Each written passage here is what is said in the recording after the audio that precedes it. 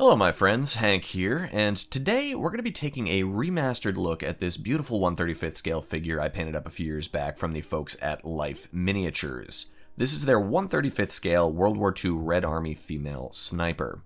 As always, I'll flash up all the products we use in today's tutorial as they come up so you can follow along at home, and if you'd like to check out a full list of the links to the materials we use for this figure, I'll have those down in the description below. We'll start off today with a nice coat of black primer to give us a clean base to work up from. We'll then follow that up with a bit of olive drab light base, airbrushed all over the bulk of her uniform to save us a bit of brush painting work down the road.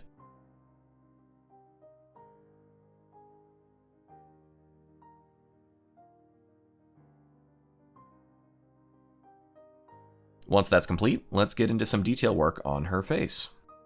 We'll start our head work with a base coat of Vallejo flat flesh all over the face and neck. We want to thin these flesh tone paints down with a bit of water to apply them in very thin layers or glazes to help achieve a rich, natural skin tone.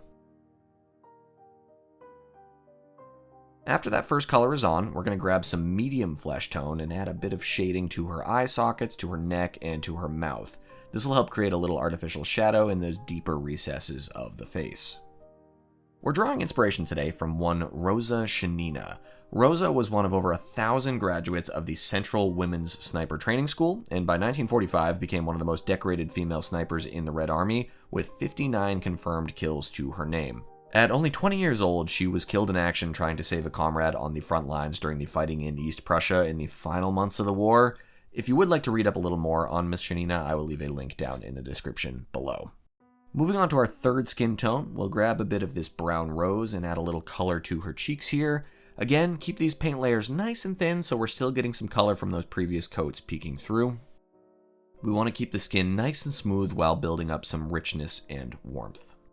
Once we've got some color in our cheeks, we're going to return to our first color, that flat flesh, and add another very light glaze all over the face. This will help blend all of our work so far and create some smoother transitions between our colors.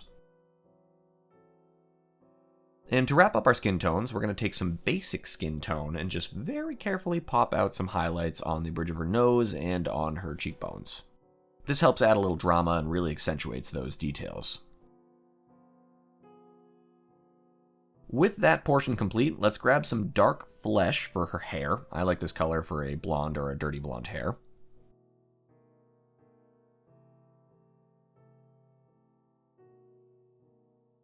And for a final touch on her face, let's dot in a couple of eyes. I'm using a bit of medium blue here and a very fine brush, and we just want to add some tiny little dots inside those eye sockets.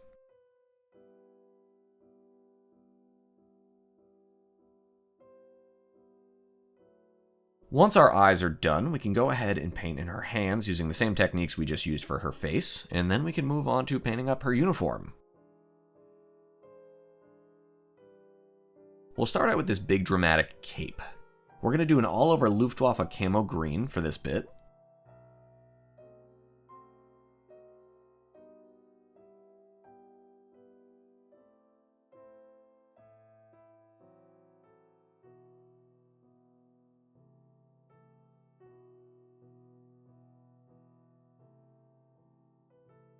Once our cape is all set, let's grab some olive drab and very carefully paint in her cap. Take your time and be sure to cut a nice line between the hair and the bottom of the cap.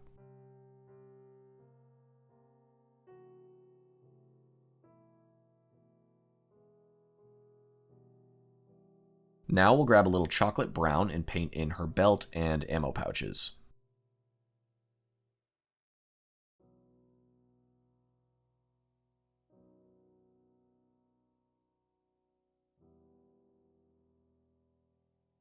Up to our raison d'etre here, the Mosin Nagant. I like to use a little orange brown for the stock. I think it really pops nicely against all these greens and drabs. Just be careful cutting it around her hands so we don't have to go back and repaint those later.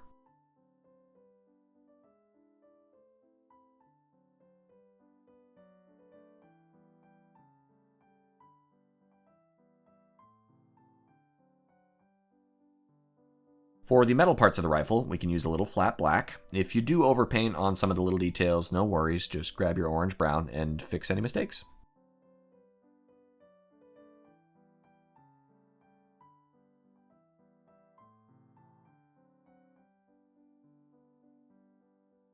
Alright, rifle is looking good. Let's take some green-gray and paint up that strap.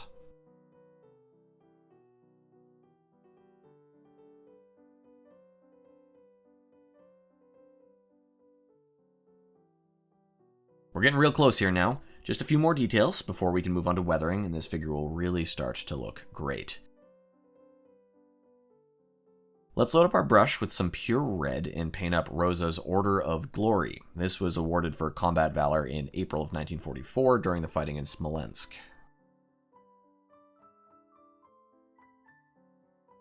And while we've got our red out, we can also paint up the insignia on her cap.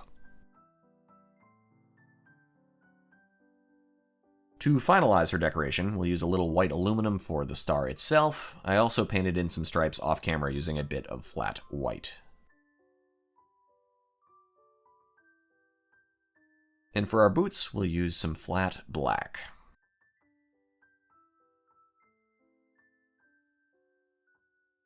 This figure also came with a great resin base with a bit of rubble on it, so let's paint that up as well.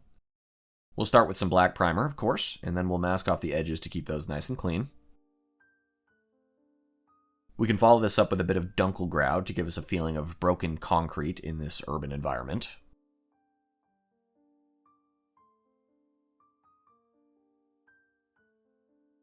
Once that's on there, let's do a little bit of dry brushing.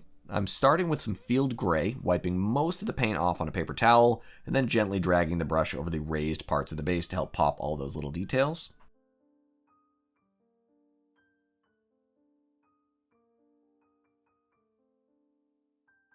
I'm going to do the same thing with some khaki to add a few highlights here as well.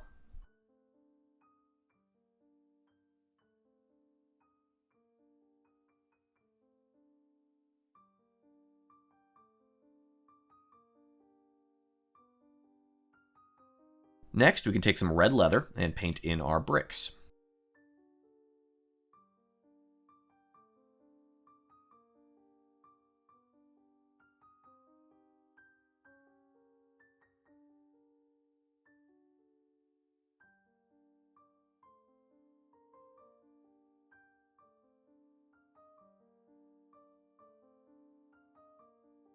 And now, let's prep both our figure and base for some weathering.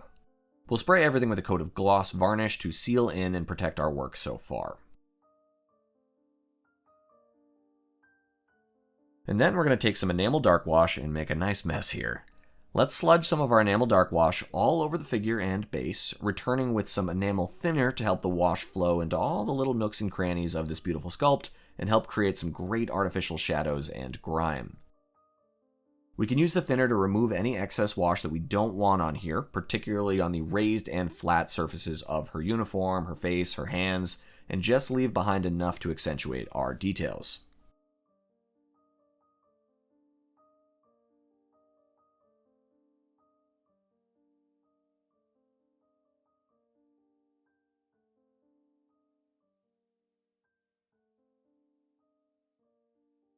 Once we are happy with the weathering work, we can walk away for a while and let that dry completely. When we return, we can spray our figure and base with a coat of matte varnish to protect all of our weathering work and knock down any excess shininess. And all that's left to do now is to remove our parts from their painting jigs and apply our figure to her base with a bit of super glue.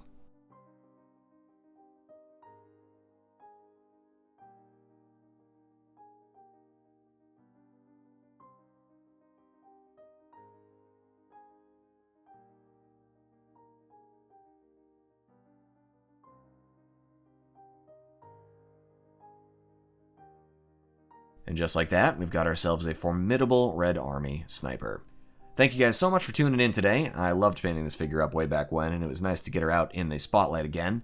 If you like what we're doing here on the channel and you learned something new today, please consider joining the Sprues and Brews Brew Club. Your contribution goes directly towards creating new content to share with you all here, and you get some nice behind-the-scenes stuff as a little thank you from me. And until next time, my friends, be well, happy building, cheers.